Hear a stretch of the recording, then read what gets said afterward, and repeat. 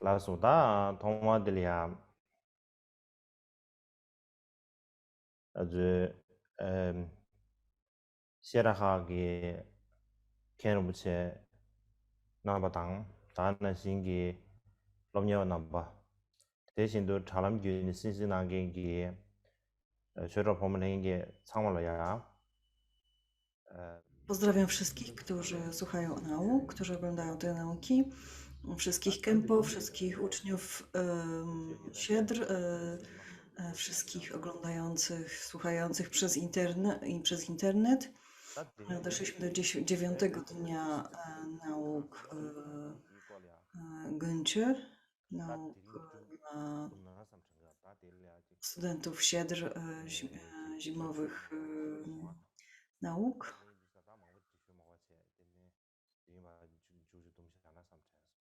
I dzisiaj będziemy nadal rozwijać temat szkoły tylko umysłu w Tybecie.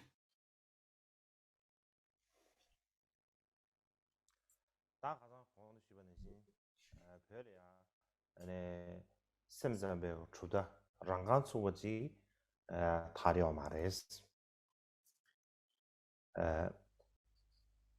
Jak wspominałem już przez ostatnie dni,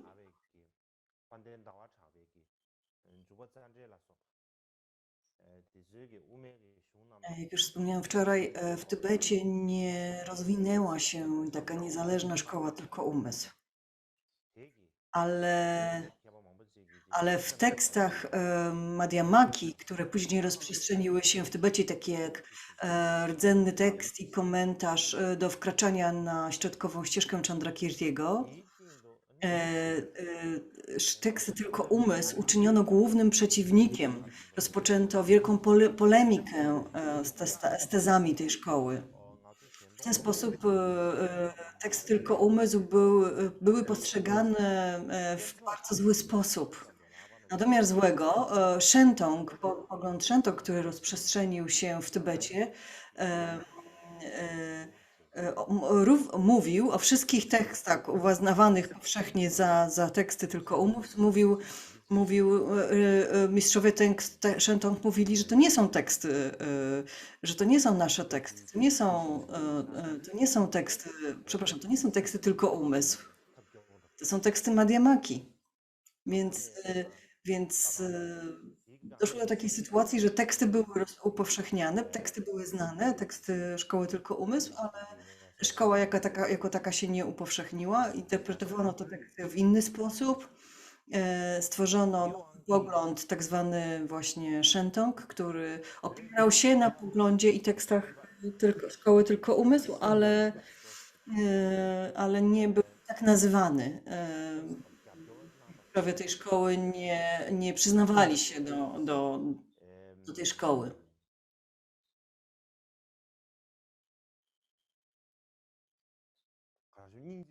Oczywiście pojawili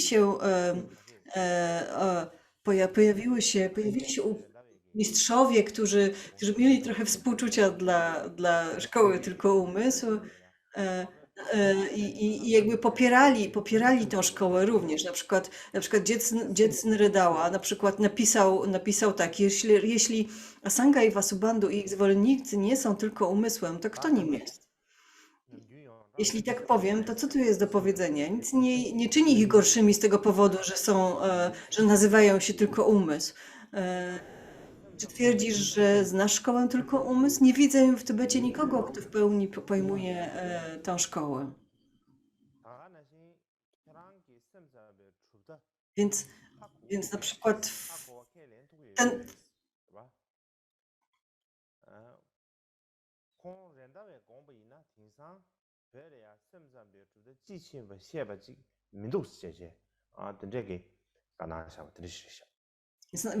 Więc na przykład Jetsun Redała zwrócił uwagę, jakby wyraził taką opinię, tak, że często ta szkoła była źle postrzegana, nierozumiana, bo nikt nie poświęcał jej uwagi wystarczająco wiele, żeby ją zrozumieć. Taklung Locała zaś mówił w jednym ze swoich tekstów. W Tybecie niektórzy mówią, że pozycje tylko umysł zostały obalone przez sławnego Chandrakirtiego i że są oni buddyjskimi ekstremistami. Więc mówienie, że to jest naprawdę straszne, jest tak mówienie, że to nie jest dobre. Przepraszam. Obraz nam się zawiesił. Jeszcze miłość znowu.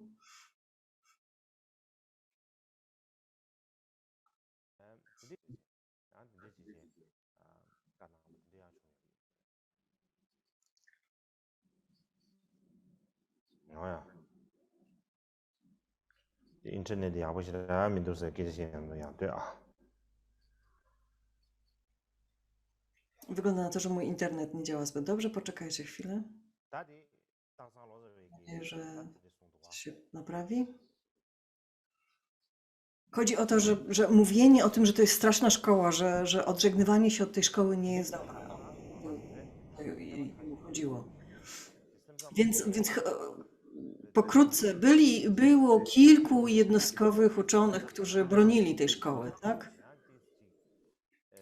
Jeśli jednak spojrzymy na to z innej perspektywy, poglądy takie jak ten, który wyznaje Panchen Shakya Togden, o którym mówiłem poprzednio, którzy byli bliżsi poglądom tylko umysł niż Madhyamaki.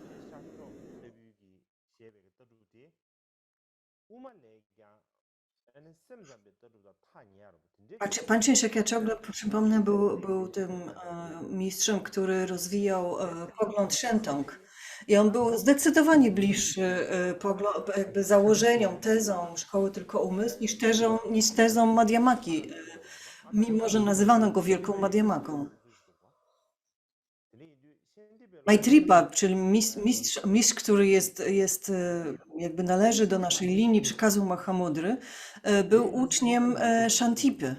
Shantipy, wielkiego mistrza szkoły tylko umysł, więc istnieje duże prawdopodobieństwo, że Maitripa również należał do szkoły tylko umysł. Podobnie w Kadziu, kiedy mówimy o tak zwanych 4 jogach Mahamudry, tak? Niektórzy uczeni i Shantipa przekazał Maitripie te wyjaśnienia do 4 jakby poziomów, 4 jog Mahamudry tak zwanych, Maitripie jakby z punktu widzenia tylko umysł. Więc z tego powodu niektórzy uczeni Sakya i Gelugpa powiedzieli, że jesteśmy zwolennikami filozofii tylko umysł, że Kadziupowie są zwolennikami szkoły tylko umysł, udowodniając, że zjawiska są umysłem. Wielu uczonych Kadziu mówi, że zjawiska i umysł są takie same z natury. Wydaje się, że to jest jakby bardzo jedną z metod, jedną z nauk Kadziu, tak? Jest właśnie udowadnianie, że zjawiska i umysł są takie same z natury. Więc z tej perspektywy wydaje się, że tego rodzaju twierdzenia są bliższe szkole tylko umysł niż Madhyamacy.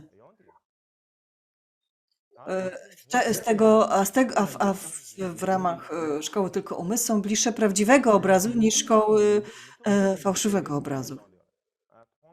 W Tybecie jest wielu, którzy mówią, że ci, którzy utrzymują pogląd tylko umysł, mogą osiągnąć tylko poziom trwałości z 4 faz ścieżki łączenia, więc nie mogą osiągnąć ostatecznej fazy ścieżki łączenia. Nie mogą osiągnąć poziomu widzenia. Na przykład Drigung Kyungden Jigten Sumgen, jeden z mistrzów Drukpa Kadziu, mówił, jasne urzeczywistnienie Chittamatry jest również obecne na 7. poziomie, daleko zaawansowanym. Więc on jakby wyjaśniał, że absolutnie to jest że nieprawda, że urzeczywistnienie Chittamatry jest również jakby możliwe na ostatecznym poziomie. Istnieją różne sposoby wyjaśnienia tego znaczenia, ale w niektórych wczesnych komentarzach na temat tego tekstu Jigtena Sumgyna czytamy, że pogląd osiągnięty przez szkołę tylko umysł jest obecny w medytacji mądrości siódmego poziomu.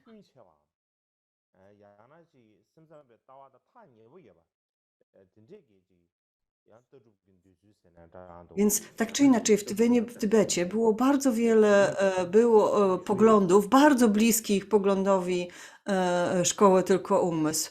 Inaczej może były nazywane, inaczej były przedstawiane, ale w gruncie rzeczy, jak się teraz na nie im przejrzymy, to były bardzo, bardzo im bliskie.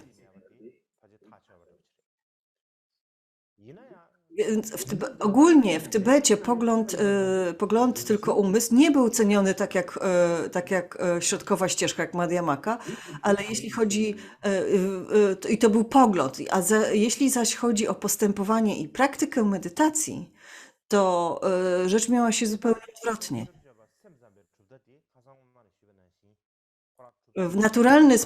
Powodem jest to, że szkoła Yogaczary tylko umysł sama w sobie była przede wszystkim szkołą praktykujących.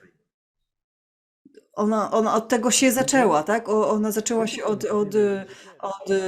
od praktyki medytacji i wyciągania wniosków z doświadczeń medytacyjnych, tak? Opisywania doświadczeń medytacyjnych.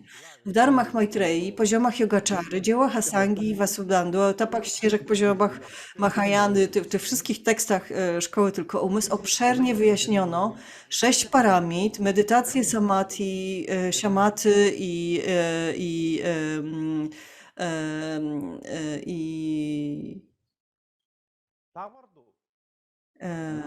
Shinę i Laktong i tak dalej. Nie są one nauczane w tekstach Madhyamaki. Nie przywiązuje się do nich tak wielkiego, nie opisuje się w nich w tekstach Madhyamaki, środkowej ścieżki. Opisuje się je praktycznie tylko i wyłącznie w ścieżkach szkoły tylko umysł. Dlatego ci, którzy starają się praktykować medytację Madhyamahayany, nie mają innego wyboru niż studiowanie tekstów tylko umysł, bo tam te elementy praktyki, szczególnie praktyki medytacji, są bardzo dużo lepiej opisane. W szczególności pośród wszystkich wielkich indyjskich uczonych, którzy podróżowali do Tybetu, tym o największej aktywności był Atisha. Jego aktywność nie skupiała się jednak na filozofii, a przede wszystkim o nauczaniu ogólnych porad dotyczących praktyki Mahayany, takich jak stopniowa ścieżka dla 3 rodzajów praktykujących, jak kluczowe instrukcje dotyczące treningu umysłu itd. W szczególności udzielał on praktycznych porad dotyczących praktykowania dharmy Mahayany. W swoim autokomentarzu do lampy oświetlającej ścieżkę do przebudzenia pisał, że źródłem dla przedstawienia 3 rodzajów praktykujących jest autokomentarz do skarbnicy Abhidharmy, czyli autokomentarz Vasubandhu, o ile dobrze pamiętam. Podobnie 3 typy praktykujących są często wymieniane w poziomach Yogaczary. Istnieją również powiązane fragmenty w sutrach i tantrach szkoły tylko umysł, w innych tekstach tylko umysł, w tym komentarz Asangi do nieprzewyższonej tantry i do sutry Mahaparinirvany. We wszystkich tych tekstach właśnie te pojęcia, jak 3 rodzaje praktykujących,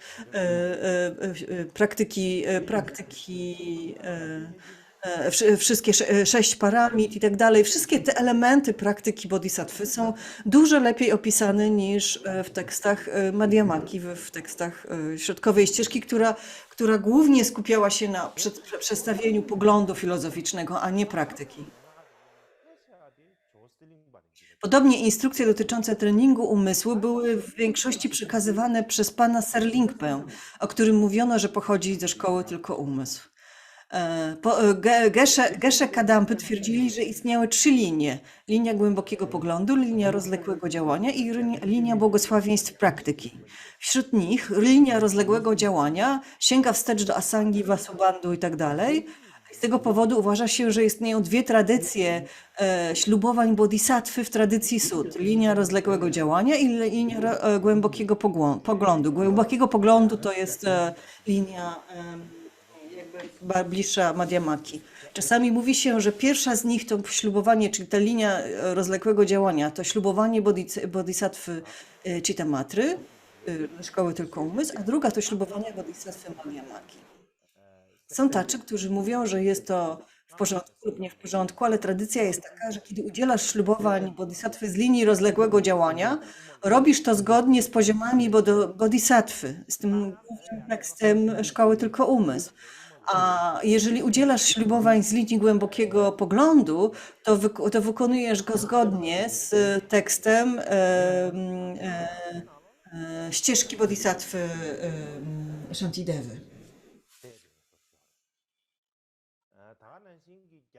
Wie-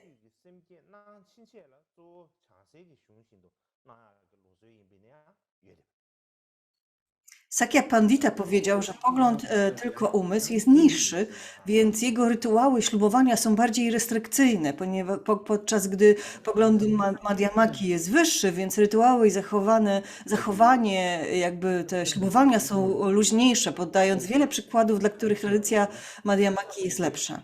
Jednak w trzech ślubowaniach Kedruba Dzie i komentarzu Połocugla Tręgły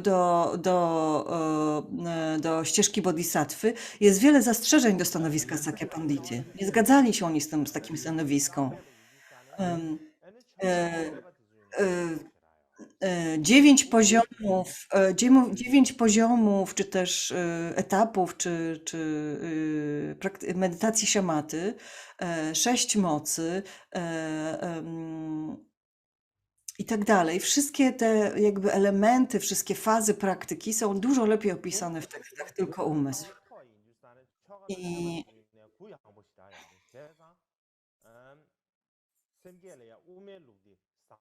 więc Więc oni jakby się sprzeciwiali takim tezom, takim poglądom wyrażanym przez Sakya Pandita, twierdząc, że skoro te elementy praktyki są tak dobrze opisane i są w zasadzie te teksty są jedynym, jakby głównym źródłem dla nas, dla opisu tych praktyk, to nie mogą być niższym poglądem. W każdym razie Sakya, Gelug, Kagyu i Nyingma we wszystkich tych szkołach utrzymujemy tradycję przyjmowania ślubowań bodhisattvów w obu tych tradycjach, w tradycjach tylko umysł i w tradycjach Madhyamaki. Z tych powodów, nawet jeśli pogląd tylko umysł nie rozprzestrzenił się w Tybecie, trzeba przyznać, że ich ślubowania i praktyki medytacji upowszechniły się bardzo szeroko. Kiedy opisujemy praktykę medytacji, praktycznie opisujemy ją zawsze z punktu widzenia tekstów szkoły tylko umysł.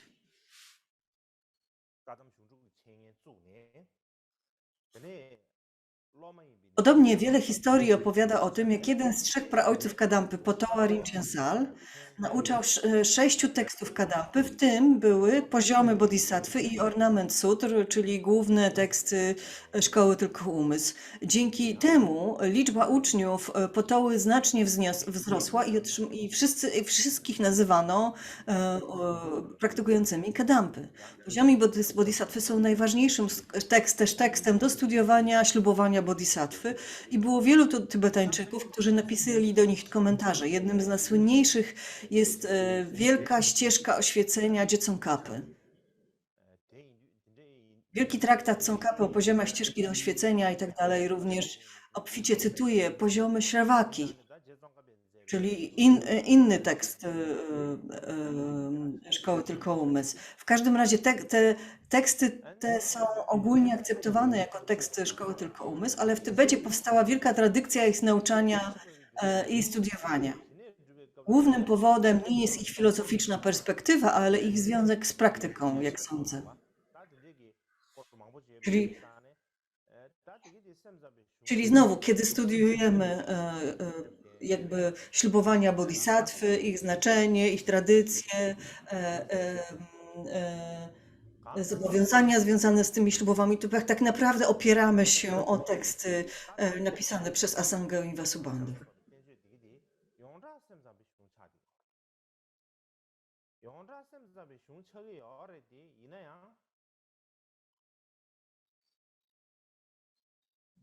Więc te teksty były bardzo dobrze znane, były studiowane Wiedziano, że są tekstami tylko umysł, ale nie przyjmowano ich w filozofii, przyjmowano ich wyjaśnienia dotyczące ślubowań i praktyki. 때 별이야 야천보나 녹슬 좋은 다티 균전 소대야 떠주기 차네 마인바 W Tybecie studiowano je bardzo, bardzo, bardzo szeroko. 인디게디 아니 가게 좀 좋아지다 챙이 상부 좋아지 들리지래서 정도 Dlatego one, 다티네 미세 샘자바다 제가 친구 예배기 흉 대선직 가려웠을 예미나 jednym ze szczególnych działów literatury Szkoły Tylko Umysł są teksty dotyczące zasadności, tak zwane cema po tybetańsku. Zanim, zanim pojawił się wielki Nong Loden Sherab, ten wielki tłumacz logiki, tych tekstów do logityki, tylko kilka tekstów zostało przetłumaczonych na tybetański. Nie było żadnych innych wyjaśnień do tych tekstów poza ogólnymi. Więc Loden Sherab uznał, że te teksty muszą być bardzo ważne. Przestudiował literaturę na temat zasadności wraz z kaszmirskimi uczonymi Shenpenem Sangpo, Paldenem Gyalpo, Purva Shri i tak dalej. Udał się do Kaszmiru, aby z nimi te teksty studiować. Ponadto sutry Prajnaparamity są tak głębokie i ważne, a wcześniejsze, skoro one są tak głębokie i ważne, a wcześniejsze ich tłumaczenia na tybetański miały wiele usterek, ciężko było zrozumieć. Więc Loden Sherab pomyślał, że ważne jest posiadanie instrukcji dotyczących linii przekazu i do Prajnaparamity i z wielkim trudem udał się do środkowych Indii, do centralnej części Indii. I tam studiował u najbardziej znanych uczonych ówczesnych Indii wschodnich, takich jak Gomi Chimi i Bundrak Nima, to są oczywiście tybetańskie ich imiona. I studiował z nimi właśnie teksty Prajnaparamity. 고민세아를 봐지 고민 개념을 지임이라 개념 저지 이사를 삼 정도 개념 치매 쉬야지다 다 변신 Ten Gomi Chime, oczywiście to jest tybetańskie tłumaczenie jego imienia, on był najprawdopodobniej świeckim mistrzem jakby indyjskim, więc on z nimi studiował te teksty Prajnaparamity i nie tylko studiował, oni też pomogli mu je przetłumaczyć. Stworzył nowe tłumaczenia tych tekstów. Bardzo w związku z tym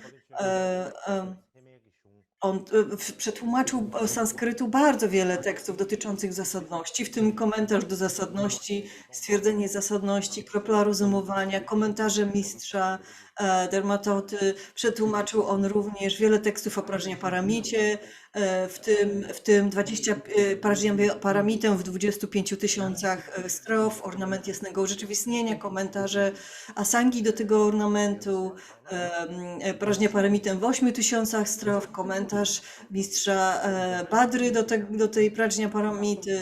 Przetłumaczył późniejsze teksty Mahajany, w tym Gyulamę, najwyższą tantrę, kompendium słów, kompendium treningu, ścieżkę bodhisattwy, wiele różnych, komentarz do trudnych punktów rozdziału o Prajni, chodzi o rozdział Prajni ze ścieżki Bodhisattwy Shantidevy. W sumie mówi się, że dokonał nowych tłumaczeń lub poprawił tłumaczenia ponad 8400 tekstów sutr i dokonał nowych tłumaczeń ponad 8000 tekstów tantr. Jednym z głównych celów jego podróży do Indii było przestudiowanie literatury na temat zasadności, czyli tej logiki, o czym opowiada biografia napisana przez jego ucznia Drolungpę. Po powrocie do Tybetu nauczał głównie takich tekstów jak ornament sutr, odróżnianie środka od skrajności, rdzenne strofy środkowej drogi. Czyli nauczał i teksty tekstów szkoły tylko umysł, zasadności czy też logiki szkoły tylko umysł oraz Madhyamaki. Wszystkich jakby tych szkół Mahayany.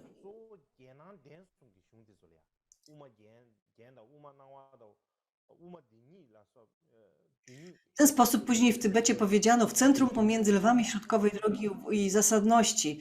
Tam rozwinął się sposób studiowania, więc jakby od tego czasu wszyscy, którzy studiowali Madhyamakę, bo praktycznie tylko, szkoły tylko umysł nie studiowano później, wszyscy, którzy studiowali pogląd środkowej drogi, jakby łączyli go ze studiowaniem tekstów logiki zasadności. Wówczas dzieła Chandrakirtiego nie było jeszcze rozpowszechnione, więc studiowali oni głównie ornament środkowej ścieżki, dwie prawdy środkowej ścieżki, światłość środkowej ścieżki, czyli głównie te teksty Chandrakirtiego i Kamalashili. Potem pojawiły się teksty Chandrakirtiego, te główne teksty, jego komentarze do Nagarjuny i zaczęto studiować teksty Chandrakirtiego głównie.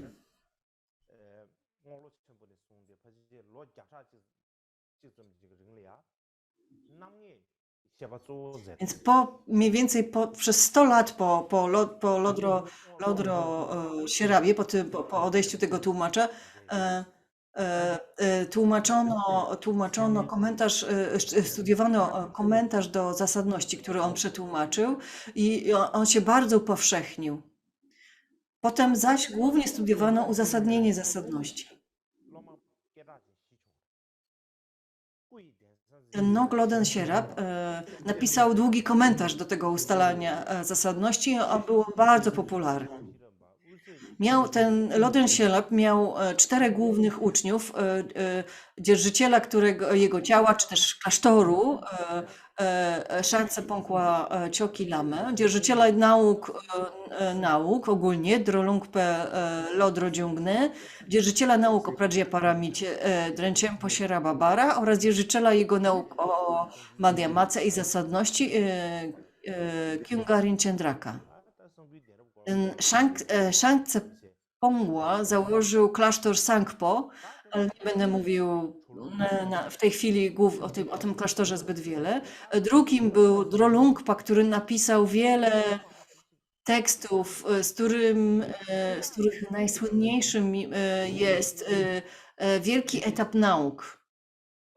Wielkie etapy nauk. Później Tsongkhapa uznał je za niezwykle ważny tekst. Mówi się, że ten tekst jest główną podstawą wielkich poziomów ścieżki oświecenia Tsongkhapa. Że Tsongkhapa opierał się o ten tekst bardzo, bardzo mocno.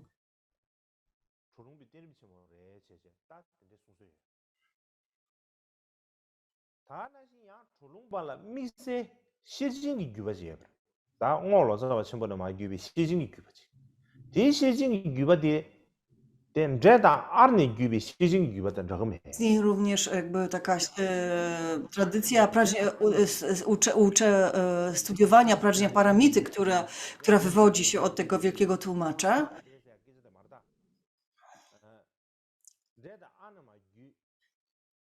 Większość nauk o Prajnaparamicie, jakby kiedy spojrzymy na linię ich nauczania, linię ich studiowania, one zaczynają się właśnie od tego wielkiego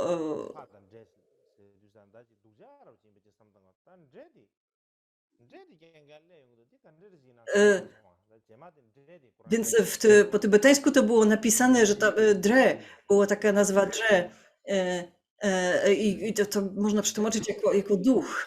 Więc ja się zastanawiałem, kto to jest ten duch, jaki duch, o jakiego ducha chodzi. Potem się okazało, że to jest nazwa po prostu klanu, nazwa takiego wielkiego klanu w Tybecie.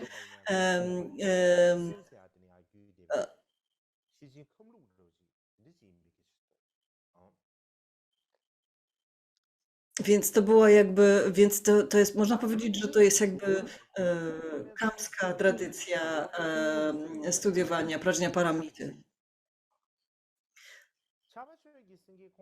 Potem głównym uczniem Drolungpy i Kyungpy był Chapachok Senge. Był on szczególnie uczony w zakresie właśnie zasadności, logiki i napisał komentarze zarówno do komentarza o zasadności, jak i ustalania zasadności. Napisał 3 zbiory, 3 tomy na temat zasadności i logiki. Krótki, średni i długi. I dzisiejsze tak zwane tematy zebrane, czyli dudra, rozwinęły się właśnie z tych tekstów. Rozpoczęły się właśnie od tych tekstów.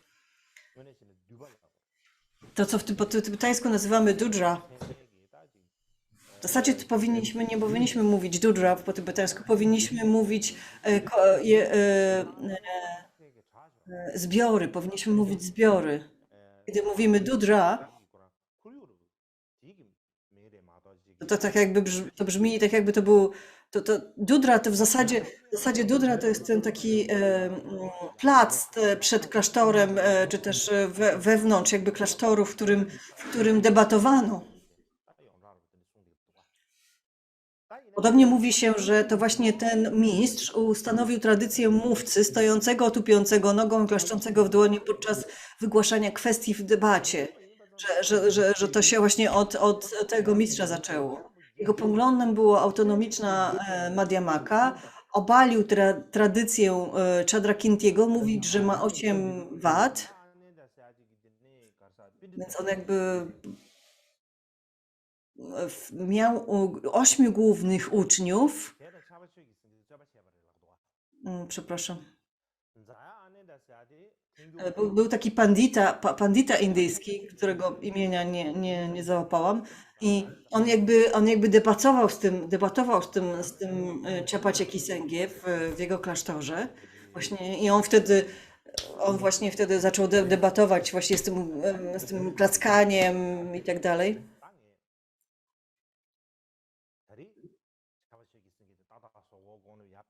Ten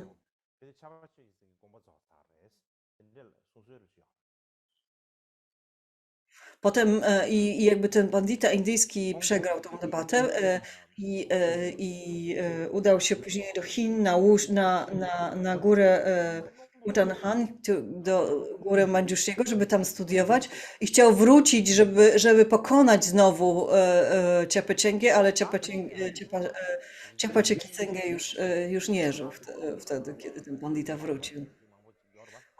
Chapachok Senge miał 8 głównych uczniów, z których Pamodrukpa i Dusum Khyentse byli jego uczniami, którzy studiowali z nim Madhyamakę i zasadność.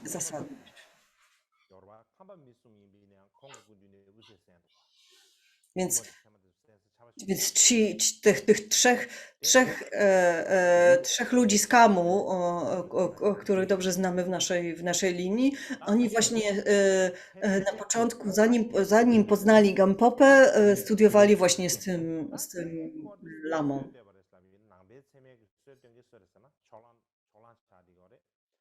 W skrócie założyciele buddyjskiej logiki zasadności, Dignaga i Dharmakirti, oni byli jakby głównymi praojcami tej szkoły, są ogólnie akceptowani jako mistrzowie szkoły tylko umysł.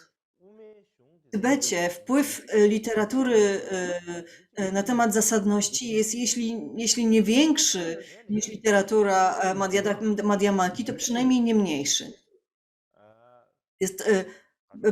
W Tybecie byli ludzie, którzy tylko i wyłącznie studiowali logikę, tylko i wyłącznie studiowali zasadność.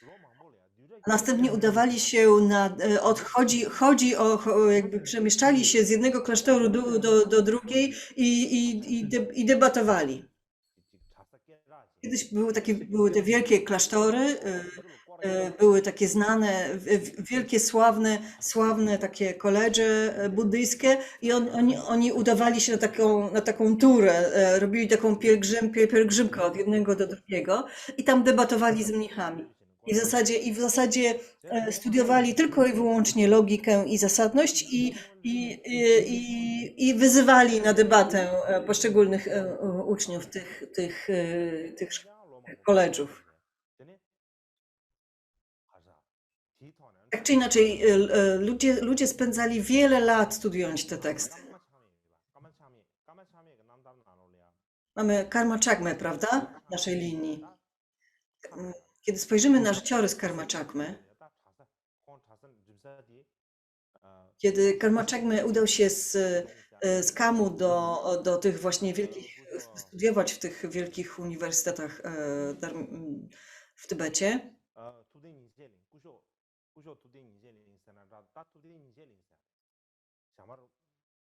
on poszedł do Kusha Tuten Lecierling. To był siedra założony przez szóstego Szamarpę. I oni tam studiowali właśnie tą Dudrę. Czyli zbiór tematów, można by było powiedzieć.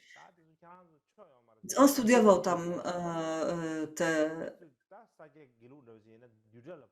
I on tam mówił, co to za, jaki to ma sens w ogóle studiowanie czegoś takiego? Gelugpowie studiują to przez cały rok, potem debatują.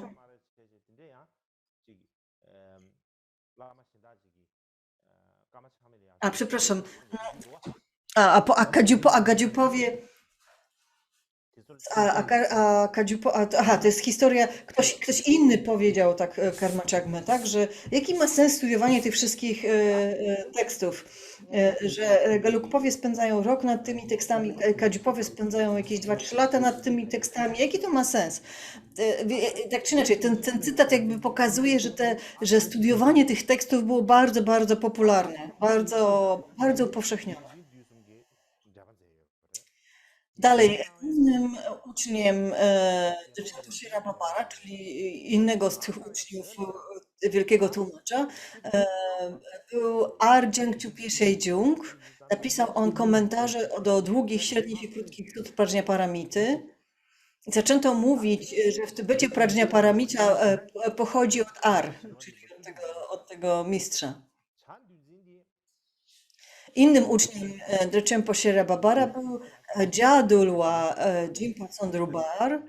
Był on bardzo uczony w Vinai, nauczał i studiował ją i później w Tybecie mówiono, że wszystkie nauki Vinai jakby pochodzą od tego Jadulwy, od tego mistrza.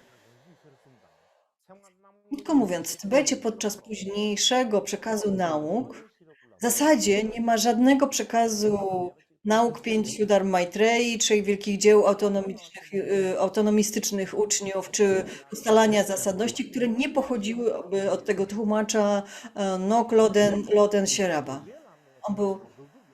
Przed nim było sporo nauk o Vinai i Abhidharmie, ale nie było prezentacji logiki, obaleń i dowodów, argumentów logicznych, tych metod jakby przedstawionych przez Dharmakirtiego w jego dziełach, które teraz bardzo dobrze znamy. Więc temu tłumaczowi Nokloden Sierabowi bardzo wiele zawdzięczamy. Teraz będzie 30 minut przerwy.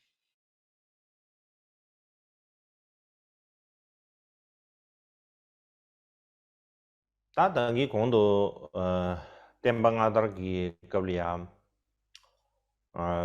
그 땜방아다르가 가서 땜바치다르기 튠골이야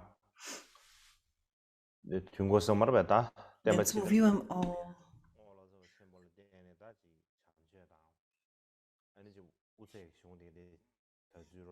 jak aktywność cały Sieraba, tego wielkiego tłumacza, jak teksty pięciu Dharma Maitreyi i teksty dotyczące zasadności upowszechniły się w Tybecie. W Tybecie były te 4 główne szkoły, tak? Sakya, Gelug, Kagyu, Nyingma.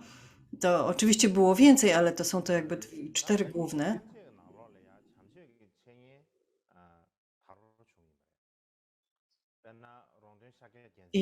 I studia nad tymi 5 dharmami Maitreyi upowszechniły się we wszystkich tych szkołach. Byli tacy uczeni jak Rongtun, którzy napisali wiele komentarzy do wszystkich 5 Dharma Maitreyi i również wielu innych uczonych, którzy napisali komentarze na przykład do jednego czy dwóch dharm. Pomiędzy nimi myślę, że najwięcej komentarzy powstało do ornamentu jasnego urzeczywistnienia, potem do najwyższej nieprzewyższonej tantry i do ozdoby sutr, natomiast najmniej komentarzy powstało do rozróżniania środka od skrajności i do rozróżniania zjawisk i dharmaty. Tak czy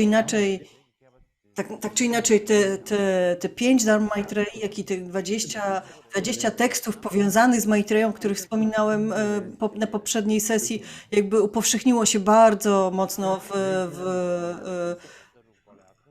oczywiście to w Tybecie. No to oczywiście to nie świadczy o tym, że uczeni tybetańscy byli zainteresowani filozofią tylko umysł. Nie można tego tak interpretować. Oczywiście chcieli wiedzieć, czym jest filozofia tylko umysł. Na przykład Shakya Chogden, ten główny mistrz, założyciel tej szkoły Shentong, on bardzo studiował oczywiście teksty tylko umysł, ale polemizował z niektórymi z nich, więc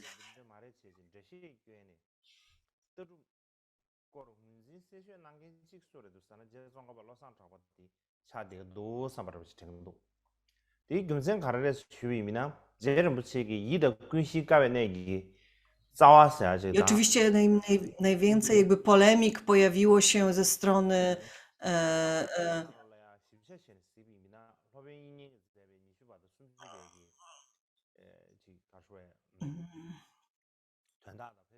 jeżeli chodzi o tę polemikę z tymi tekstami, to najwięcej z nich znajduje się w tekstach w dziełach Dzieconkapy, który głównie jakby polemizował z 20 i 30 strofami Vasubandhu, szczególnie z opisem świadomości. Tsongkhapa później napisał swój tekst, takie rozróżnianie. Nie zrozumiałam, przepraszam. I on jakby bierze za przykład sutrę rozwijania intencji, różne teksty Asangi i Vasubandhu, poziomy bodhisattwy i tak dalej. On jakby kompendium Mahayany, kompendium Abhidharmy, kompendium Sutr, różne wyjaśnienia Dignady i Dharma Kirtiego.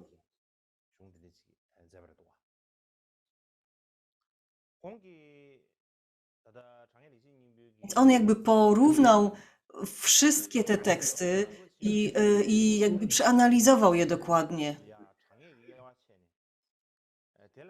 I na końcu swojego rozwodu chciał i jakby podsumował to tak, że dla praktykujących Mahayany zarówno Nagarjuna, jak i Asanga są równie ważni, że te dwa poglądy są równoważne, że jeżeli chcemy urzeczywistnić takość, to w zasadzie te dwa poglądy, te dwie ścieżki łączą się ze sobą i są tak samo potrzebne. Tak czy inaczej jakby podkreślił, że oczywiście podkreślił tam różne logiczne argumenty, różne punkty i tak dalej, tak czy inaczej jakby udowadniał, że aby osiągnąć rezultat jakby ścieżki, to trzeba znać i trzeba studiować poglądy obu tych nurtów Mahayany. Dlaczego Tsongkhapa jakby zainteresował się w ogóle tymi tekstami? Można zgadywać, że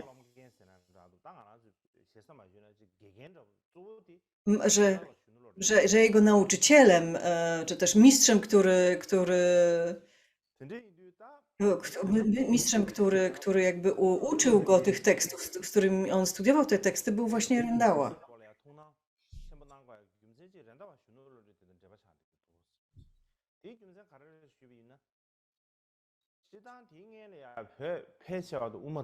Rendała Shunolondro, który był właśnie jakby jednym ze spadkobierców tego wielkiego tłumacza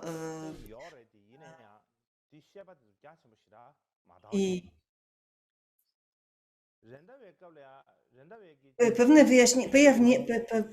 pewne wyjaśnienia do tych tekstów Patsapa Lotsały były już obecne w Tybecie, ale nie były jakby ale Rendała jakby upowszechnił ten pogląd dużo lepiej i w ten sposób jakby powstał taki nurt wśród Madhyamaki, Prasangiki.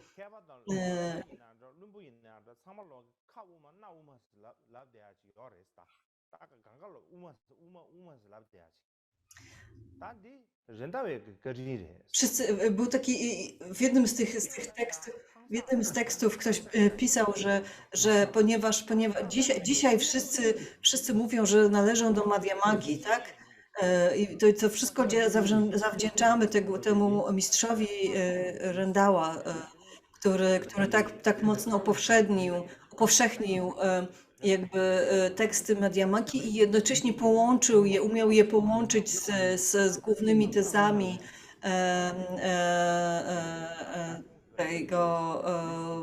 tej szkoły tylko umysł.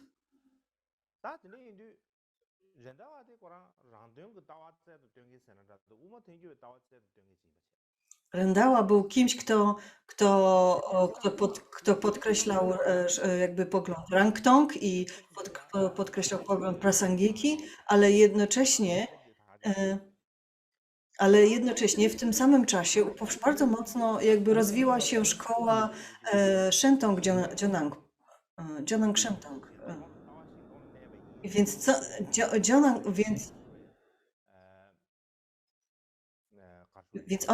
więc jakby widać było, że teksty szkoły tylko umysł były bardzo zbieżne ze szkołą Shentong i oni jakby zaadoptowali te teksty. Rendała stwierdził, że jemu się to nie podoba. On był bardzo mocnym jakby zwolennikiem poglądu Rangtong. I nie podobało mu się to, że ci mistrzowie tej wielkiej Madhyamaki, czyli Shentong, jakby wpletli w swoje teksty te teksty tylko umysł, wpletli nauki Kalaczakry i zaczęła się debata, czy te nauki Kalaczakry są czyste, czy to jest jakiś czysty przekaz, skoro oni połączyli go z taką filozofią.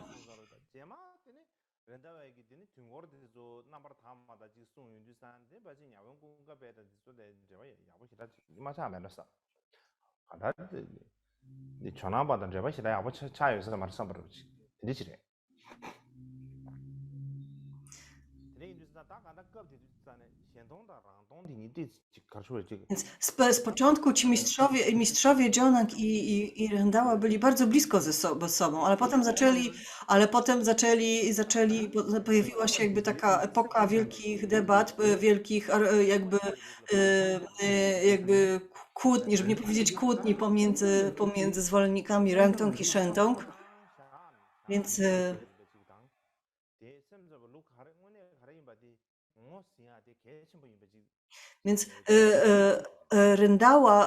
co Rendała zrobił? On postanowił, że najlepiej byłoby rozdzielić, jakby studiować, przedstawić teksty tylko umysł jako te czyste teksty tylko umysł i nie mieszać ich do poglądów jakiejś wielkiej Madhyamaki i tak dalej. Nie podobało mu się to. Więc stąd jakby zaczął studia na temat tekstami tylko umysł, jakby niezależne studia nad tymi tekstami i w ten sposób przekazał je również Tsongkhapie. Mm,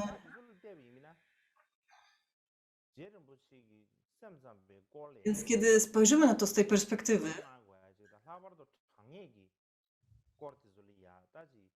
powodem, dla którego Tsongkhapa jakby zainteresował się w ogóle filozofią tylko umysł,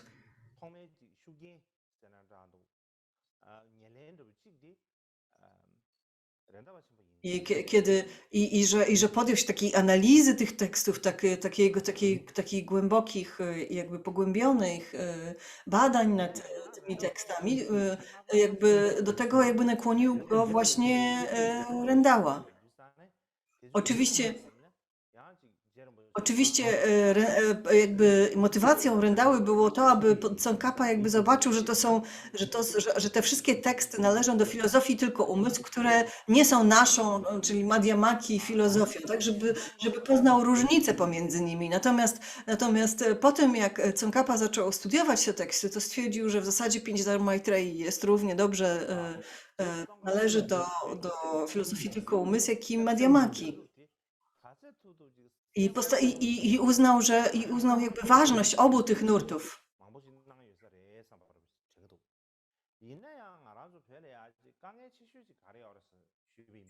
Pomiędzy dwoma filozofiami tej środkowej ścieżki, która twierdzi, że wszystkie zjawiska nie istnieją naprawdę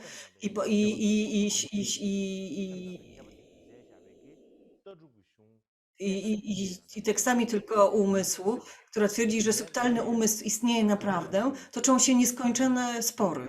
Tak jakby od początku. Patrząc na to w ten sposób, można odnieść wrażenie, że obie te filozofie są swoimi przeciwieństwami.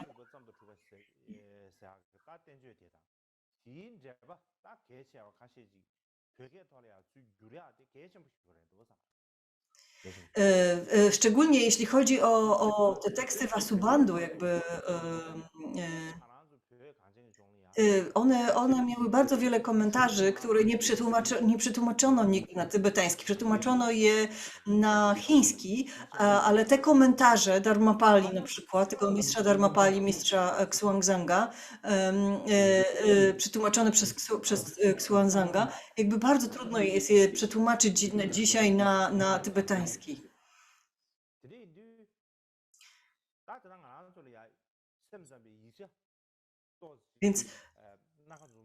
Więc my mamy bardzo dużą w Tybecie tradycję debat, prawda? Mamy bardzo niewiele tekstów tak naprawdę przetłumaczonych, jakby komentarzy do tekstów tylko umysł.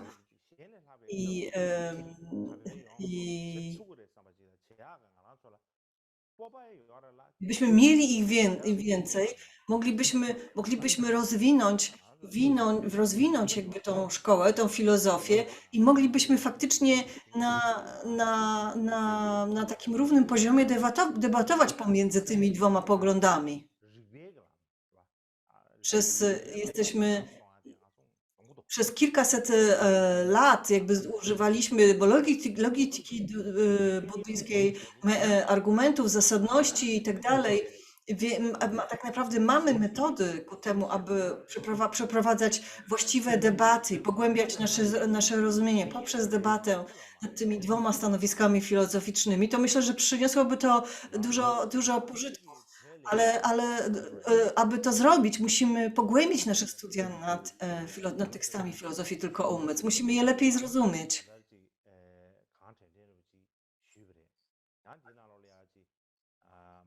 Więc myślę, że omówiłem jakby całą jakby historię tej filozofii w Tybecie, Chinach i innych krajach i Tybecie. Jeżeli cokolwiek pomyliłam, to bardzo przepraszam. Teraz chciałbym przejść do porównania szkoły tylko umysł ze szkołą środkowej ścieżki. Chciałbym to porównanie jakby przeprowadzić na poziomie właśnie badań, bardziej takich badań naukowych, historyczno-naukowych niż filozoficznych. Więc tak jak powiedziałem, pomiędzy tymi dwoma filozofiami istnieje duża różnica. Generalnie Madhyamaka, czy też środkowa ścieżka twierdzi, że wszystkie zjawiska nie istnieją naprawdę, natomiast tylko umysł twierdzi, że jeszcze subtelny umysł istnieje naprawdę, jest trwały i istniejący. I jakby istnieją właśnie, więc jakby te dwie filozofie, te dwie jakby postawy istnieją, znaczy mają bardzo wiele podobieństw, ale też mają wiele tez, które są sobie przeciwstawne. Przez wieki jakby mistrzowie obu szkół debatowali między sobą i jakby prowadzili polemiki pomiędzy sobą. I z pewnego punktu widzenia ci mistrzowie zdawali się przeciwnikami, tak? Jakby, bo oni skupiali się na tych subtelnych różnicach pomiędzy sobą, a nie na całej rzeszy podobieństw. Trzeba pamiętać, że oni byli jakby przeciwnikami z punktu widzenia filozofii, a nie tak po prostu jako ludzie. Jednym z przykładów tego jest debata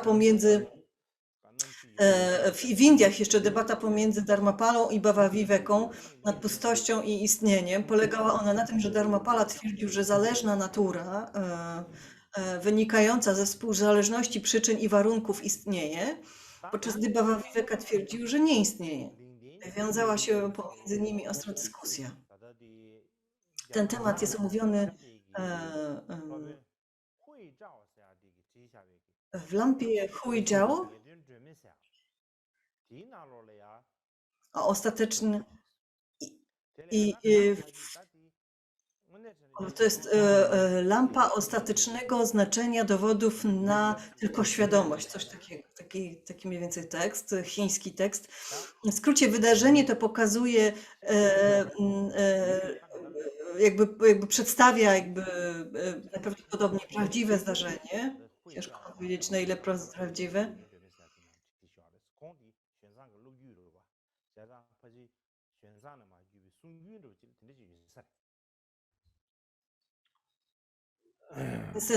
Ten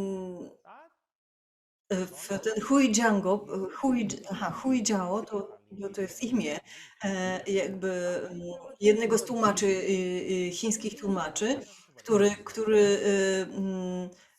studiował z tymi mistrzami i on właśnie opisał tą debatę. Tak czy inaczej, to wydarzenie pokazuje, że po rozwoju, po tym jak nastąpił rozwój szkoły tylko umysł, to było tak, jakby nie było możliwości, to w tym czasie Madhyamaka już jakby kwitła, tak? I była dość potężną tradycją. I wydawało się, że nie ma możliwości, aby filozofowie, tylko umysł mogli w ogóle wejść w jakąkolwiek debatę z Madhyamaką. Zgodnie z relacjami Ji Yinga, tego jednego z chińskich tłumaczy, z jego podróży do Indii pod koniec VII wieku, już wtedy powszechnie uważano, że istnieją dwie szkoły Mahayany, tylko umysł i środkowa ścieżka.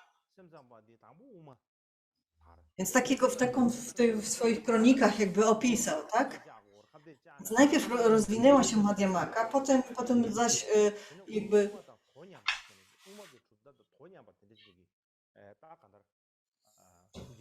Więc najpierw Madhyamaka rozkwitła, potem pojawiła się filozofia tylko umysł i ta druga zaczęła się tak mocno rozwijać, że w zasadzie były równorzędne. I pod koniec VII wieku były one już znane jako równorzędne dwie szkoły Mahayany. Jednakże te dwie tradycje weszły w konflikt i prowadziły wiele debat, stopniowo wpływając na siebie nawzajem. Więc tylko te debaty jakby kontynuowano, nawet kiedy kiedy nawet kiedy szkoła Tylko Umysł rozwinęła się już bardzo mocno, nadal wchodziła w polemikę z Madhyamaką. Skąd o tym wiemy? Kiedy Xuanzang i Yi Jing przybywali w Nalandzie w VII wieku, e, w tym to było oczywiście najważniejsze centrum studiów w Indiach wtedy. Wtedy oni opisali, że studenci razem studiowali teksty zarówno Szkoły Tylko Umysł, jak i Madhyamaki, jak i pojazdu podstawowego, czy też tego, czyli sutr. Nie tylko studiowali te wszystkie szkoły buddyjskie, ale także angażowali się w ożywione debaty.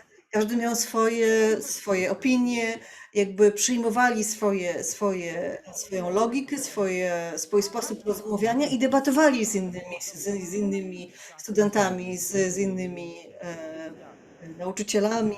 E, Jakby w ten sposób jakby pogłębiali swoje przekonanie, pogłębiali swoje stanowisko.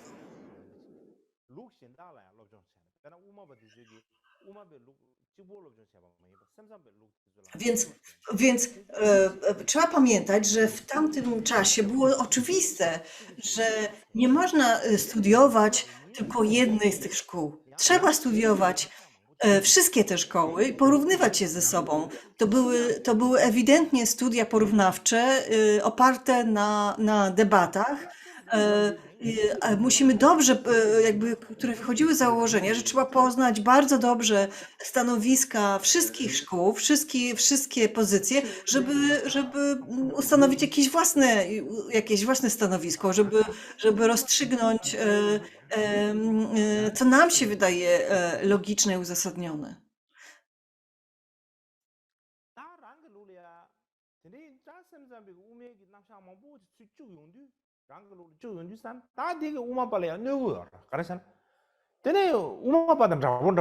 Dlatego w ten sposób Szkoła Tylko Umysł, w ten sposób Szkoła Tylko Umysł przejęła dużo jakby tez i założeń Madhyamaki.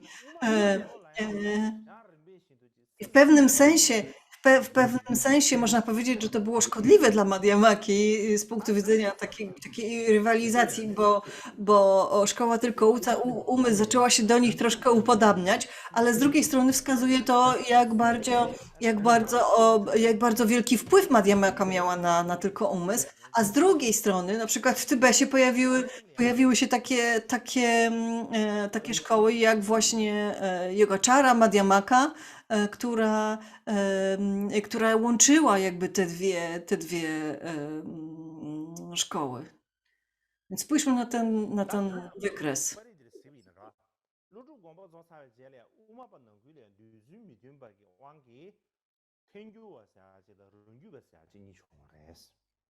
Więc ze względu na pewne różnice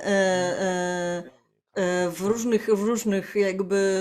różnym rozumieniu Madhyamaki po Nagarjunie pojawiły się dwie jakby odłamy Madhyamaki. To był nurt konsekwencjonalistów, czyli prasangika, i autonomistów, czyli swatantrika.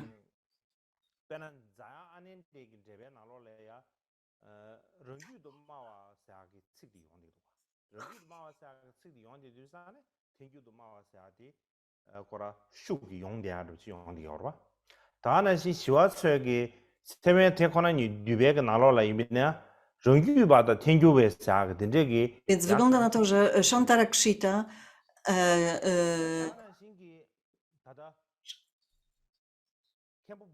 wygląda na to, że na przykład tacy mistrzowie jak Shantarakshita studiował i obie teksty obu nurtów Madhyamaki,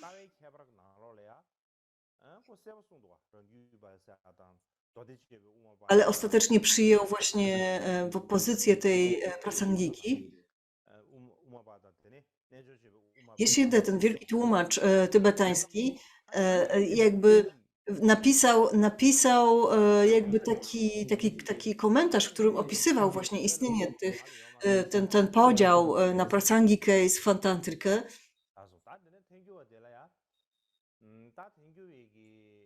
I, i więc on jakby opisał je, ale więc ciężko powiedzieć, czy on wziął te terminy z tradycji indyjskiej, czy po prostu tak i zapisał je, bo on je zapisał w sanskrycie. Więc być może, że one istniały w Indiach, ale niektórzy twierdzą, że to był podział, który powstał dopiero w Tybecie. Więc tak naprawdę mamy jakby trzy. Była Prasangika, Sautantrika i Svantantrika, która później te dwie ostatnie jakby połączyły się w Sautantrikę Madhyamu.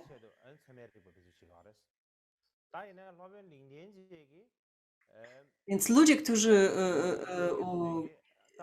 należeli do tego nurtu Prasangiki, oni używali tylko i wyłącznie negacji. Jak coś nie istnieje, albo że coś nie istnieje. Natomiast więc, więc używali jakby logiki i zasadności jakby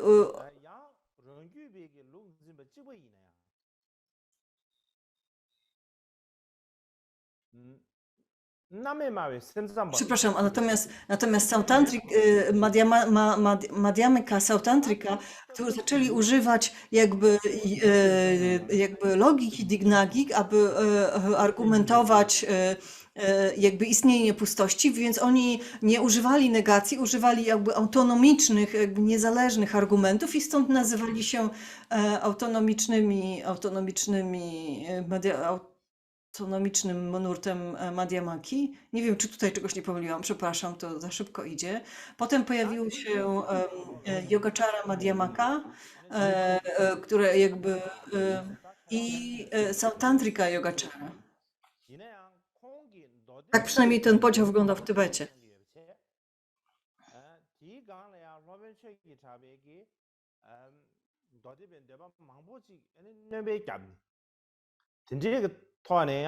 Więc tak jak mówiliśmy, Dignaga był mistrzem szkoły Yogacara, natomiast jego uczeń Dharmakirti jakby rozwinął jakby tą jego myśl, jego teksty logiczne i zaczęto nazywać go ten nurt Sautantriką Yogacarą.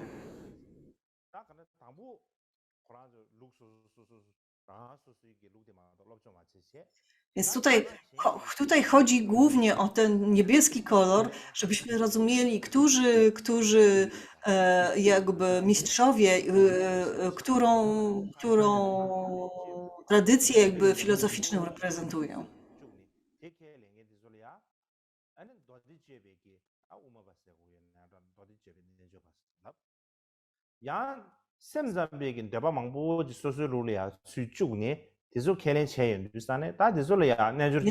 Więc ci powyżej są najbardziej jakby Madhyamako, najbardziej należą do Madhyamaki, do tej środkowej ścieżki, natomiast ci poniżej należą najbardziej do szkoły tylko umysł, natomiast ci pomiędzy albo wzięli więcej z Madhyamaki, albo wzięli więcej ze środkowej ścieżki, więc tutaj jakby tak rozwijały się te poglądy.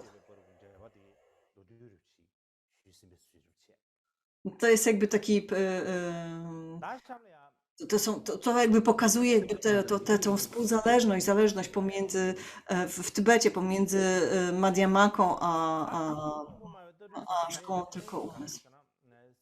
Teraz chcę przejść do innego tematu, do szkoły natury Buddy. Filozofia szkoły natury Buddy polega na tym, że choć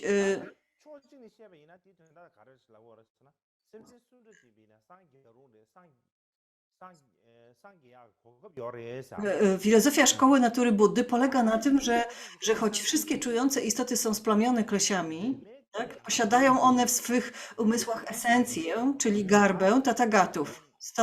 Stąd Tathagata Garba, czyli ta szkoła natury Buddy, no, można powiedzieć. Oznacza to, że każda czująca istota, bez względu na to, kim jest, może osiągnąć stan Buddy.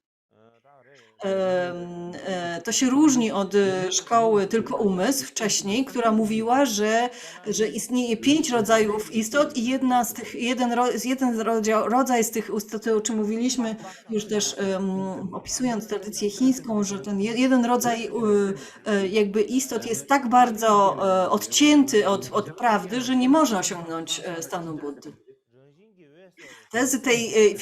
Więc tezy tej filozofii natury Buddy istniały od czasów pierwotnego buddyzmu. Nazywano je naturalnie niesplamionym umysłem. Nazywano je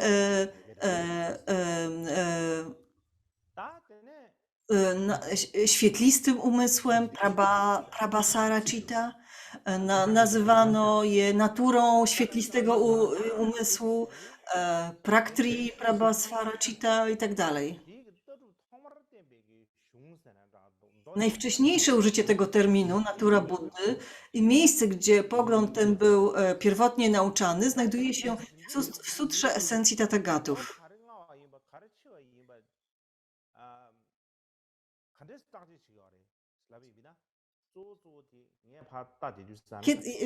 Jak współcześni uczeni jakby oceniają, która sutra jest wcześniejsza, a która późniejsza. Jakby patrzą na przykład na tłumaczenia danej sutry, tak? Czy ona została przetłumaczona na tybetański, czy na chiński, czy nie. I wtedy wiadomo, że ona należy. Więc patrzą, co znajduje się w innych językach, jak czy ta sutra należy do chińskiego kanonu, czy należy tylko do tybetańskiego kanonu. Więc na przykład badali, czy istnieje ta sutra esencji Tathagatów w języku chińskim, albo czy istnieje wcześniejsze tłumaczenie w jakimś innym języku. Albo jeżeli zachował się oryginał sanskrycki, to na przykład badają, jakiego pisma używano, na jakim papierze pisano i tak dalej, i tak dalej. Tak czy inaczej, wygląda na to, że ta sutra esencji Tathagatów była bardzo stara i tam użyto właśnie najprawdopodobniej po raz pierwszy tego terminu natura Buddy. Później pojawił się ten termin w sutrze o niewzrastaniu i niezmniejszaniu, sutrze ryku chwalebnego lwa, powiedzmy. I jakby cytaty z tych sutr znajdują się w różnych tekstach tybetańskich.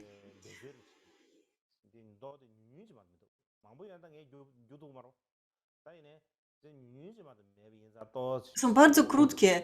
To są bardzo krótkie sutry. Niektóre znajdują się niektóre istnieją tylko w języku chińskim. Być może powinienem je przetłumaczyć na tybetański. Może jak znajdę czas, to kiedyś przetłumaczę. Istnieje też sutra Mahaparinirvany, gdzie natura Buddy jest nauczana jako taka sama w esencji, jak przestrzeń Dharmadhatu. To jest przestrzeń dharmy, tak? Czyli Dharmadhatu, przestrzeń zjawisk, która przenika wszystkie istoty. Więc to, że esencja, czy też natura zjawisk i istot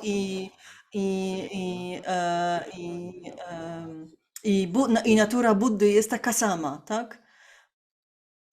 Tekstem, który prezentuje kompletny ramy filozofii natury Buddy, jest oczywiście Gyulama, czyli ta najprzewyższona tantra Maitreyi.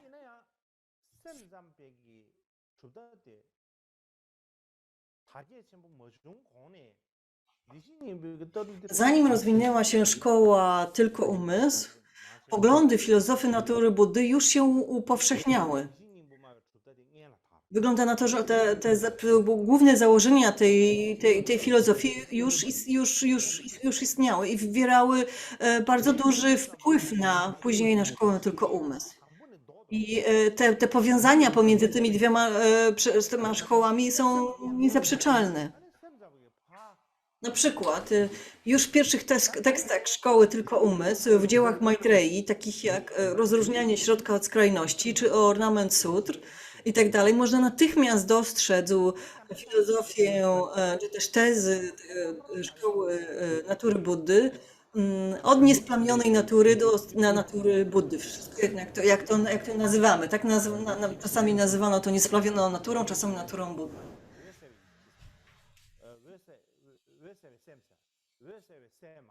Albo tak, więc mówiono o niesplamionej naturze, mówiono o świetlistym umyśle, mówiono o świetlistej naturze i tak dalej. Więc tak czy inaczej to są elementy jakby szkoły natury Buddy, tak? I one pojawiały się w tych pierwszych tekstach szkoły tylko umysł. Potem więc one się pojawiły w tekstach Vasubandu. W czasach Vasubandu było to, tam się jakby Vasubandu wyraził to jakby bardzo, bardzo klarownie. On napisał taki traktat o naturze Buddy, który został przetłumaczony tylko i wyłącznie na język chiński. My go nie znamy, natomiast chiński kanon właśnie go zawiera i przypisuje jego autorstwo właśnie Vasubandu. Niektórzy współcześni badacze mają wątpliwości, czy on został napisany przez Vasubandu, ale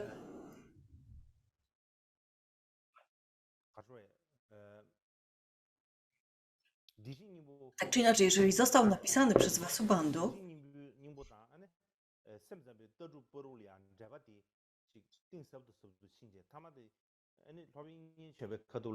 to widać jakby jeszcze większy związek, jeszcze większą jakby wpływ tych dwóch, tej szkoły natury Buddy na tezy filozofii jako umysł.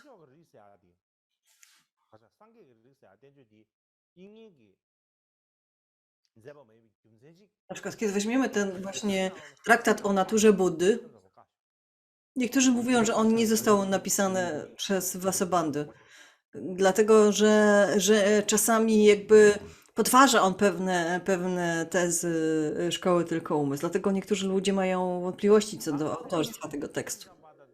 Tak czy inaczej. Pomiędzy tymi dwoma szkołami istniał duży związek. Przez kilka stuleci jakby wpływały na siebie nawzajem.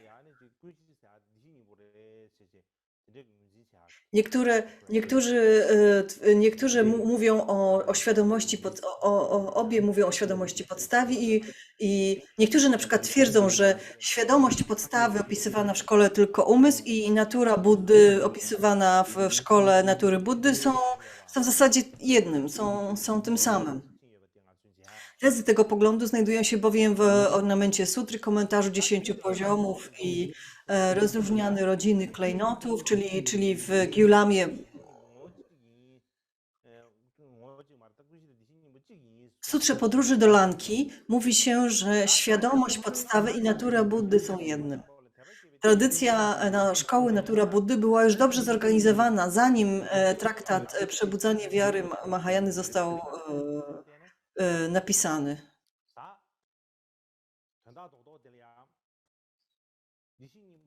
Więc głównie chodzi o to,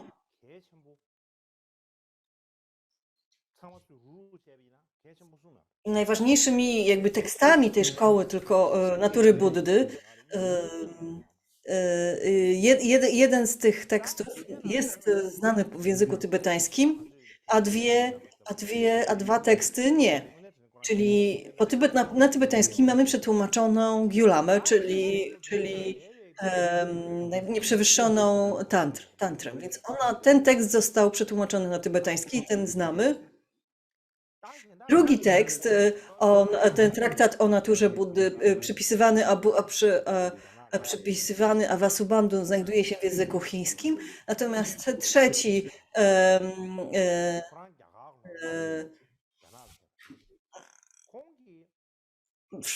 napisany został przez Asfabawę,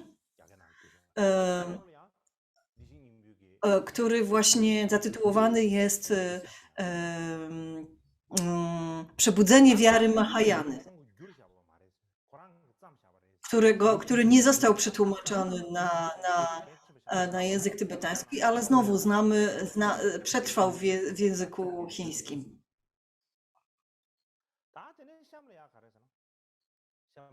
I w kanonie chińskim ten tekst jest bardzo ważny, jest uważany za jeden z ważniejszych. Ale współcześni badacze twierdzą, że tak czy inaczej, współcześni badacze twierdzą, że w Indiach była trzecia szkoła Mahajany. Oprócz Madhyamaki i Chittamatry, czyli środkowej ścieżki i tylko umysł, była ta szkoła Tathagata Garby, czyli szkoła natury Buddy. W Tybecie jej nie wyodrębnaliśmy. Tradycja uznawania szkoły natury Buddy za odrębną szkołę pojawiła się w buddyzmie chińskim już we wczesnym okresie. Czyli w buddyzmie chińskim, w kanonie chińskim uznaje się tę szkołę. Jednak głównie ta chińska tradycja Avatamsaka, ta późniejsza tradycja chińska uznawała tę szkołę i jakby wyodrębniała tę szkołę. Ona twierdziła, że właśnie w Indiach powstały 3 szkoły Mahajany, środkowa ścieżka, tylko umysł i Tathagata Garba.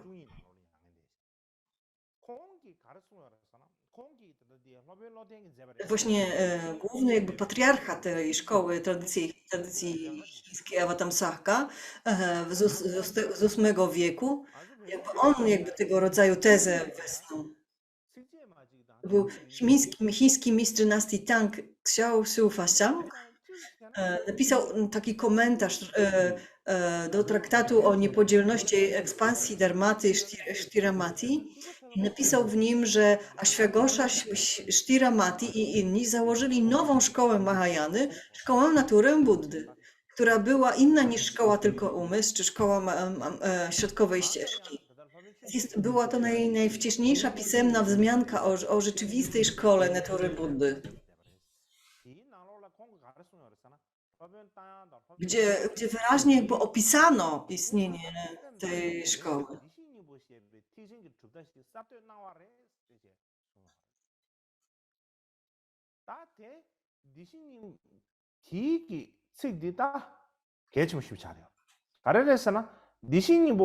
To jest bardzo ważne zdanie. Bardzo ważna wzmianka. To jest jakby najwcześniejszy zapis dotyczący istnienia takiej szkoły w Indiach.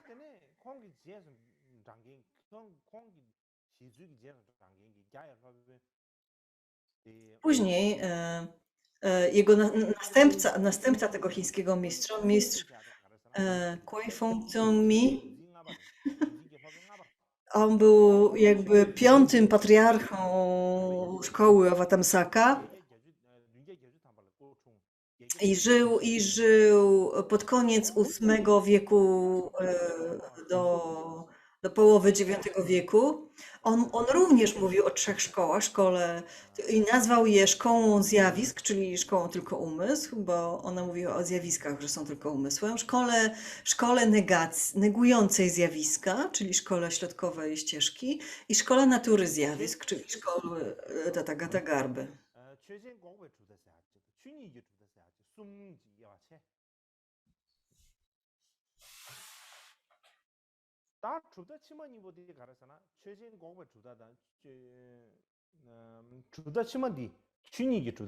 On napisał również o tym, powiedział również o tym, że ta ostatnia, ta szkoła natury Buddy, czy też Tathagata Garby, nie jest częścią tych 2 pierwszych i że istnieje pomiędzy nimi 10 wielkich różnic.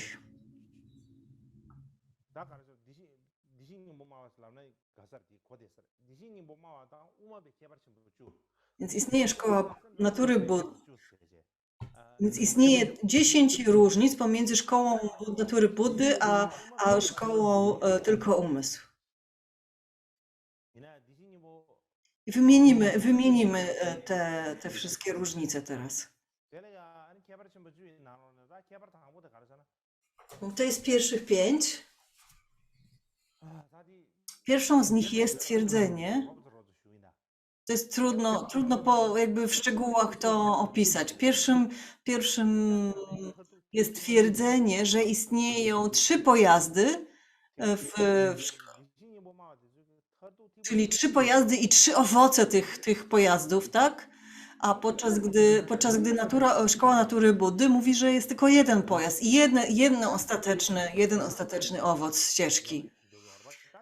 Po drugie, Szkoła Tylko Umysł twierdzi, że istnieje 5 rodzin jakby istot, tak? Jakby ludzi, od bodhisattvów aż do ludzi, którzy są odcięci od prawdy i nie mogą osiągnąć przebudzenia. Natomiast Szkoła Natury Buddy twierdzi, że ostatecznie istnieje tylko jedna rodzina istot, że pod tym względem wszystkie istoty są równe, wszystkie mają taki sam potencjał.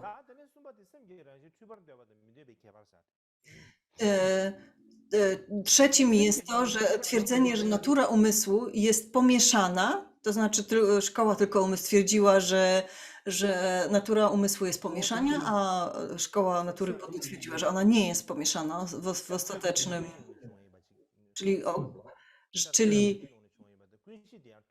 czyli Szkoła Tylko Umysł twierdzi, że zjawiska pojawiają się ze świadomości podstawy, wyłaniają się z świadomości podstawy, czyli natura tej świadomości podstawy jest pomieszana. Natomiast Szkoła Natury Buddy twierdzi, że podstawową jakby naturą umysłu jest takość, czyli ona nie jest pomieszana. Kolejną różnicą jest twierdzenie, że istnienie nie wynika z przyczyn i warunków,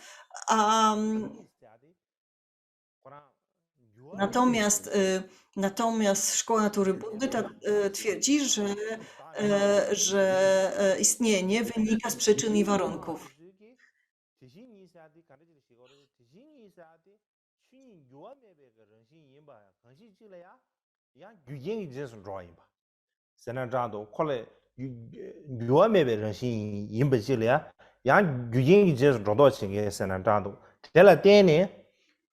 Czyli Szkoła Natury Buddy jakby twierdzi, że istnienie, że ostateczną i jakby naturą umysłu jest takość, ale wszystkie zjawiska, które się z niej wyłaniają, wynikają z przyczyn i warunków, o ile dobrze zrozumiałam.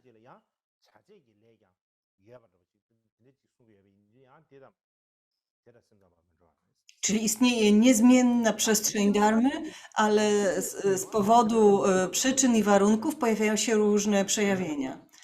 Po piąte, spośród 3 rodzajów natury twierdzenie, że zależna jest ostateczna versus twierdzenie, że nie jest. Znaczy, Szkoła Tylko Umysł twierdziła, że ta natura zależna jest ostateczna. Ona, kiedy uwolni się,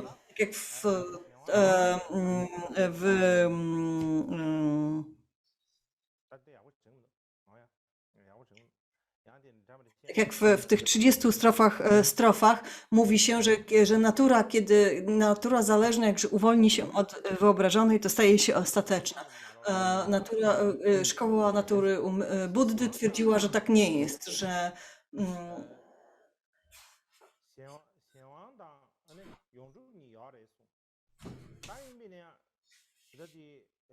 Szkoła Natury Buddy twierdziła, że istnieje natura zależna i ostateczna.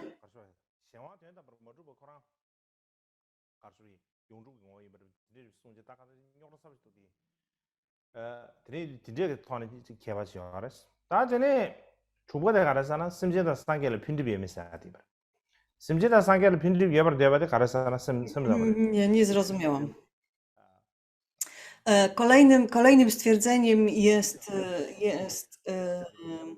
Jest to twierdzenie, że istnieje wzrost i jakby spadek ilości czujących istot i buddów, podczas, podczas, podczas gdy szkoła natury Buddy twierdzi, że nie istnieje taka zależność. Poza tym kolejnym jest twierdzenie, że dwie prawdy, względna i ostateczna, są różne w tej istocie, podczas gdy szkoła Tathagata Garbhy twierdziła, że one w istocie są takie same. Kolejnym było twierdzenie, że powstawanie, trwanie i zmienianie i ginięcie występują w różnym czasie, podczas gdy szkoła Tathagata Garbhy twierdziła, że występują w tym samym czasie. Kolejnym twierdzeniem było skojarzenie, że zasłony umysłu i antidotum do te zasłony są oddzielne, mają różną naturę, podczas gdy szkoła Tathagata Garbhy twierdziła, że mają taką samą naturę. I ostatnim,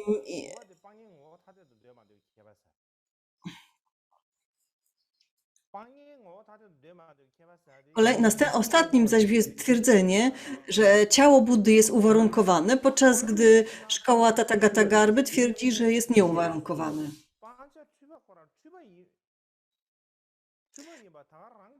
Więc jeśli chodzi o te poprzednie zasłony i mądrość, czyli antidotum na te zasłony, więc jakby szkoła Tathagata Garbhy twierdzi, że jakby esencja, natura tych zasłon, tych splamień jest w gruncie rzeczy posiada naturę mądrości, posiada taką samą naturę jak mądrość, że one w gruncie rzeczy są tym samym, tak? A jeśli chodzi o te ostatnie twierdzenie dotyczące ciała Buddy, kiedy mówimy o ciele Buddy, nie jestem w stanie tutaj jakby opowiedzieć o tym szczegółowo dzisiaj, ale więc tutaj chodzi o to, czy Nirmanakaya i Sambhogakaya i Dharmakaya, czy one są uwarunkowane, czy nie są uwarunkowane, które są uwarunkowane, które nie i tak dalej. Jeżeli kiedyś znajdziemy na to czas, to opowiem o tym szczegółowo.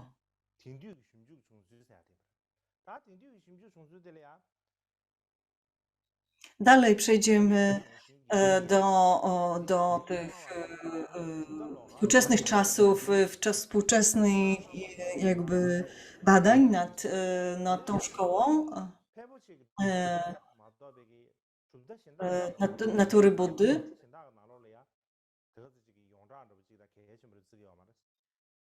Tak jak powiedziałem, w Chinach ta tradycja, chińska tradycja Avatamsaki jakby wyróżniała tę szkołę, jakby odróżniała tę szkołę, jakby potwierdzała istnienie tej szkoły, ale nie uważała, że była to szkoła jakaś bardzo istotna, bardzo ważna. Dopiero ostatnio badacze japońscy zaczęli zajmować się tą szkołą nieco głębiej i to wpłynęło na filozofów chińskich, którzy zaczęli się również bardziej tą szkołą interesować.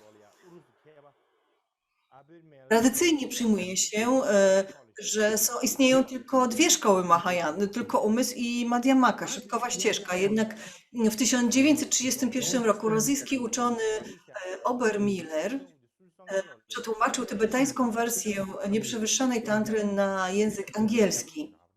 A w 1935 roku niejaki Johnson i Bailey opublikowali fragmenty sanskryckiego tekstu, sanskryckiego oryginału tego tekstu.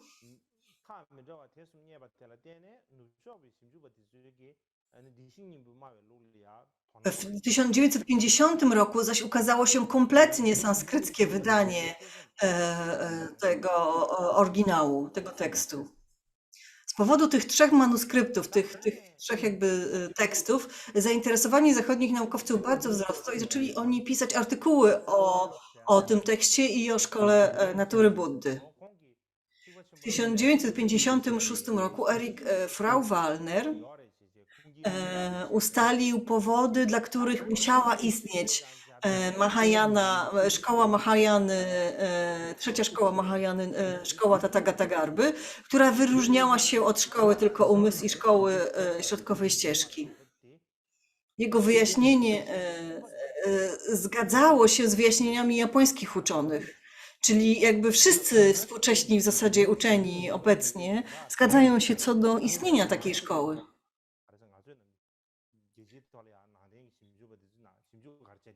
U nas, my tej szkoły nie znamy, my nie mamy o tym zielonego pojęcia, nie interesujemy się współczesnymi, nowoczesnymi badaniami, więc my takiego pomysłu nie akceptujemy.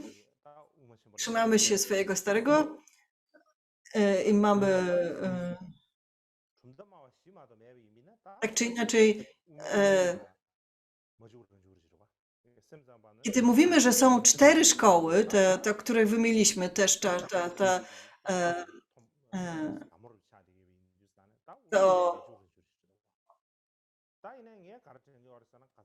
i kiedy powiemy, że Madhyamaka jest najwyższą szkołą, to w zasadzie nie ma miejsca na szkołę matury Buddy. Nie możemy dodać piątej. Mamy jakiś problem, żeby dodać piątą z nich.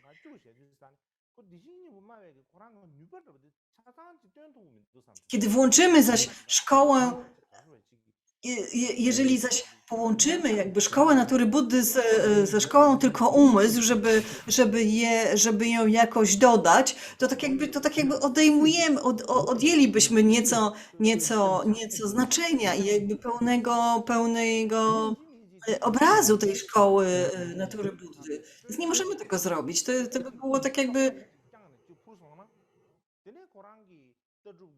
W zasadzie to jest tak, jakbyśmy trzymali ptaka w klatce, zatrzymali ptaka w klatce. Musimy tego ptaka uwolnić, pozwolić mu wylecieć i pokazać całą swoje piękno i całą swoją energię. I w ten sposób patrzeć na taką. Nie ma sensu nazywać ją wielką Madhyamaką albo czymkolwiek takim.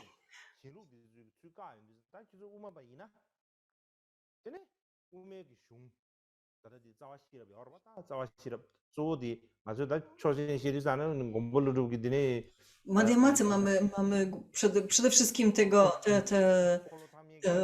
która rozpoczęła się od Nagarjuny. Mówimy, że napisał teksty. Mówimy, że on napisał również, że mówi się, że Nagarjuna napisał również teksty należące do trzeciego obrotu kołem Dharmy, ale w gruncie rzeczy cała Madhyamaka jakby skupia się na drugim obrocie kołem Dharmy, na sutrach Prajna Paramity, na tych rdzennych strofach środkowej ścieżki Nagarjuny.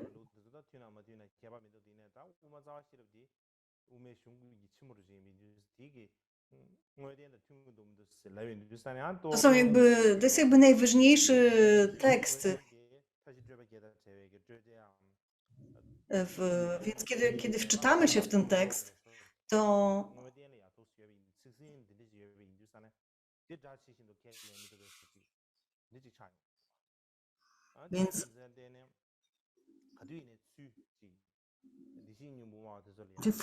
więc tam jakby uczy się o pustości, jakby się wszystkich zjawić, jakby wszystkiego poprzez negację i poprzez